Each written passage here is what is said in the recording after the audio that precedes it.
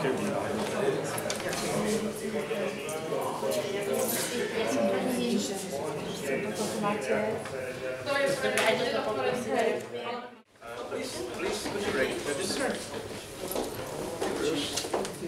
I'll get it. Here? For you? And Colette. Thank you very much. Program for you. We're waiting for those.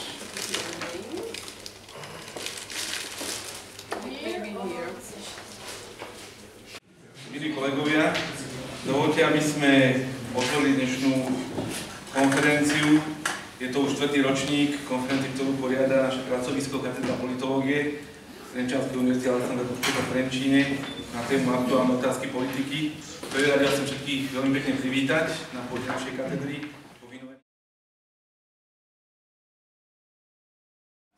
Sebapodobné prvky sú nekonečné, teda sa opakujú. Skúste do toho promítnout teď Evropskou unii makrocelky, makrostruktúry, západní Evropa, severní Evropa a tak dále, národní úrovně, regionální úrovně, euroregionální úrovně, prostě různé hierarchické prostorové úrovně až po tu úroveň lokální, až po tu nejvyšší. Kritický stav v štáte, ekvivalentný s pojmom kritický stav v spoločnosti, je niečo, čo je už výrazne determinované politickými subjektmi. To znamená, kritický stav v spoločnosti nie je plne determinovaný, čo by bolo najlepšie, keby bol, objektívnou analýzou, či je alebo nie je spoločnosť v kritickej situácii.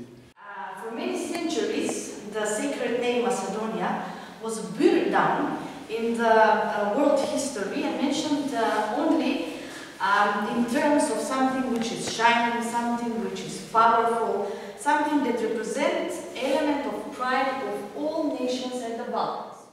Myslím si, že Slovensko je ešte taký ukazovateľ práve toho takého nováčika, ktorý ešte sa len tak možno hľadá a musí to byť do tých ľudí tak vsadené, že jednoducho áno, ste tu a viete rozhodovať.